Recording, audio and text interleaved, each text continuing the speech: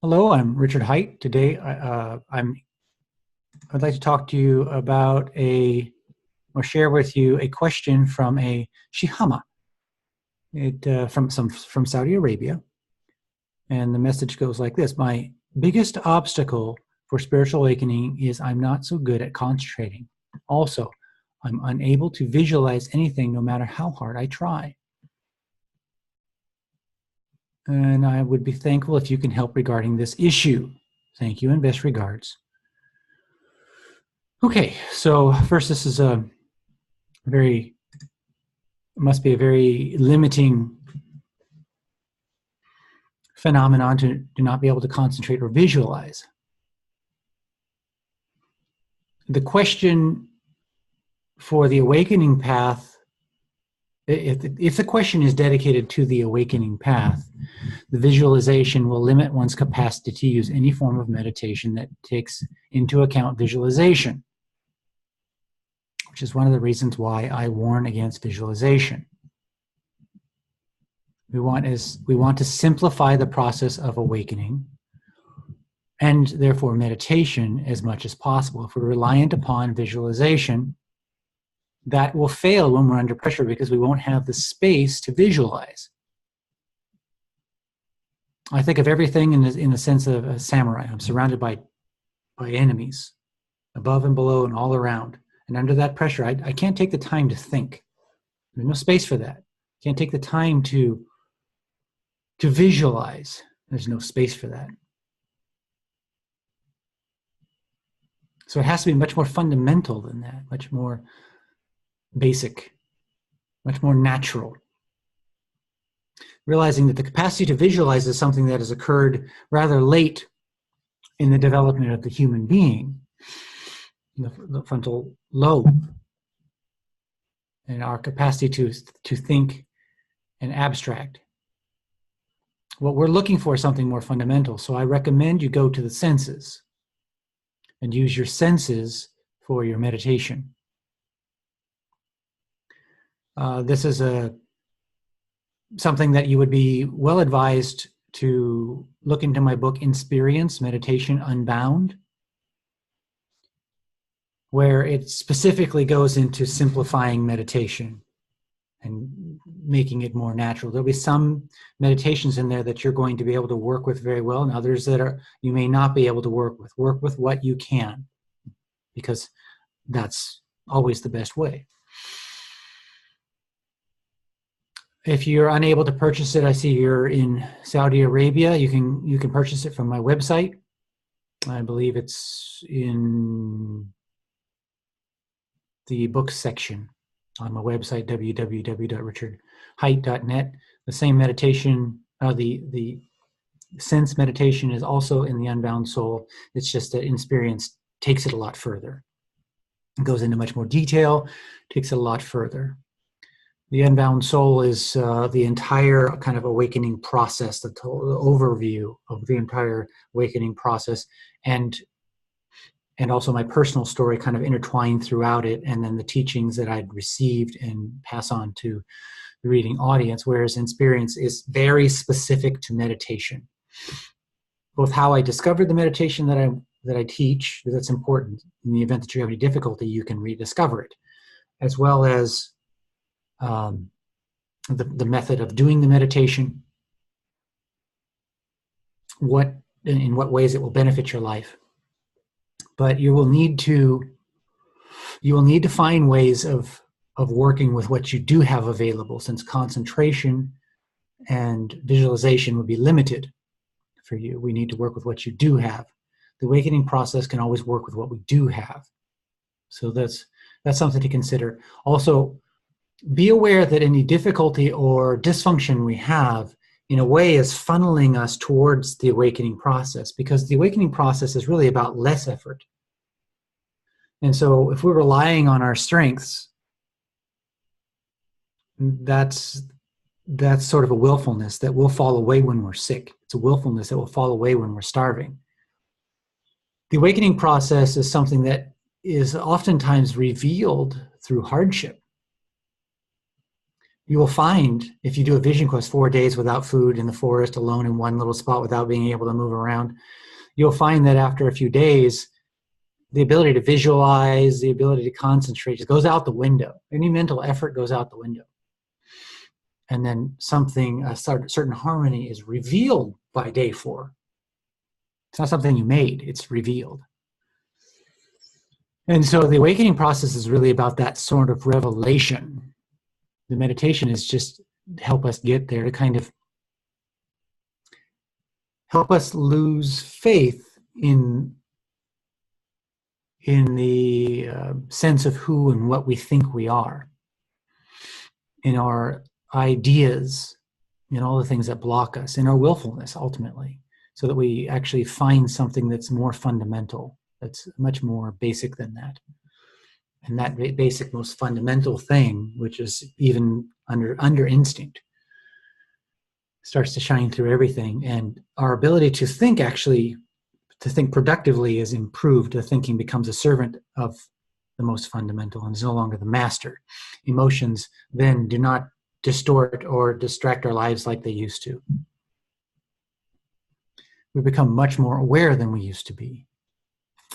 And there's more calmness and a sense of connectivity to all that is. So for now, I will not look at this lack of ability to concentrate well or visualize well as a limitation as far as awakening goes. We'll look at it as almost a funneling into less willfulness. When I was young, I was run over by a horse. I wanted to be a professional fighter. I wanted to be a mixed martial arts fighter. I wanted to go in and beat the Gracie family. They were the top at the time. This was back in the 90s. And I thought I could do it. And I got run over by a horse anyway. And it damaged my neck and spine tremendously. And I was not able to train in the way that would be required to compete. That limitation ultimately led me towards martial arts, which were less willful, that didn't rely on speed, strength, and trickiness and all that sort of stuff. And that's was a big part of, it was a big hint for me in the awakening process. So we just recognize that the things that occur in our lives, depending on our attitude toward them, can actually expedite the awakening process. So relax into, to some degree, relax into or accept the limitation and start to look for alternative routes to discover the most fundamental. The more formalized the meditation is, the less you will be able to do it with your limitations. We won't say that's a bad thing. Now, I also understand that there's going to be a certain amount of suffering with the inability to visualize and to concentrate. We would like to be able to have a job, and many jobs require that, to be productive in the world, some ability to concentrate and visualize. So, maybe it would be a good idea to address that issue, and that would be a potential medical concern. I mean, it's possible there's some sort of brain damage. Have you had concussions in your life? Did you have any type of, very high fevers when you were young? Or does this tend to run in the family? These are important things to consider. As far as concentration goes, there are certain supplements that seem to help. I talked about this in another video today regarding memory. Alpha Brain, I don't know if you can even get this in Saudi Arabia, but this seems to help quite a bit as far as the ability to both visualize and concentrate. So I use that. I find it to be quite helpful.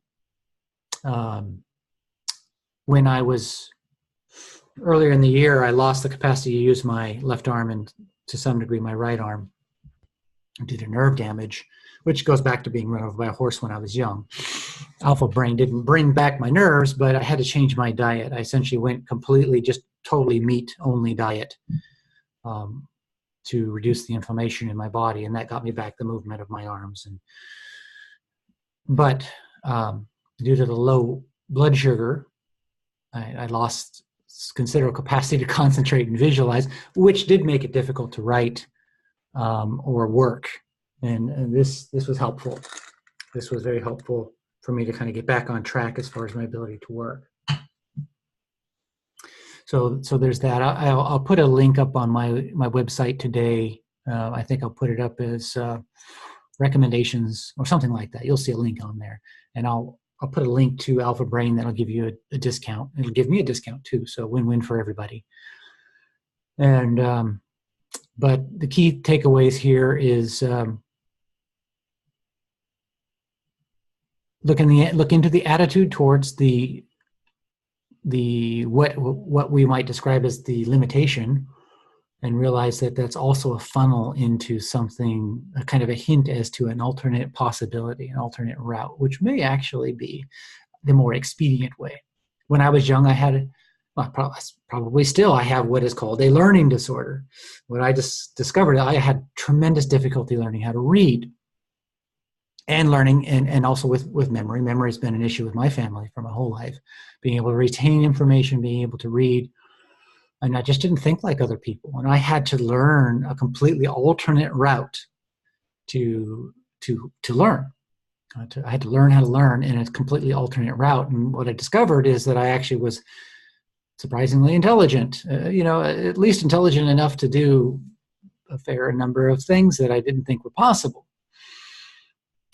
So oftentimes we just sort of have to find our own route. That's not a disadvantage. Many times the new revelations and new discoveries in the world are a result of people taking alternate routes due to their limitations.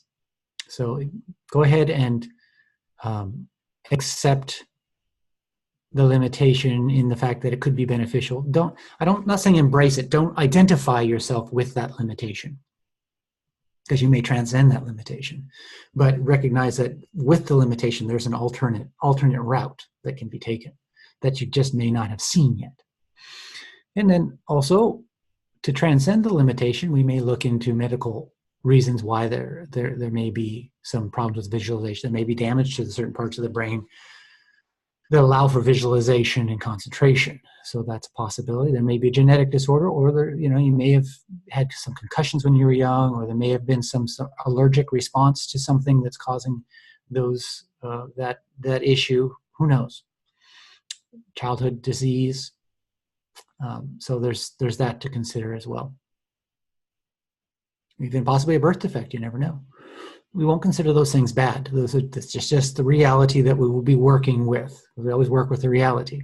And then also the possibility of transcending those. Follow your intuition. You may see your doctor. You might try out Alpha Brain or some other supplements that, who knows, may be helpful for you. So I hope this video helps. Keep it real and play with it. Be curious. And look for those alternative routes. Trust your intuition. Don't rely on everybody else to always solve the problems for you. You'll be surprised the incredible reserve of strength that you may uncover within by taking these things into your own hands and playing with them. Take care. Bye-bye.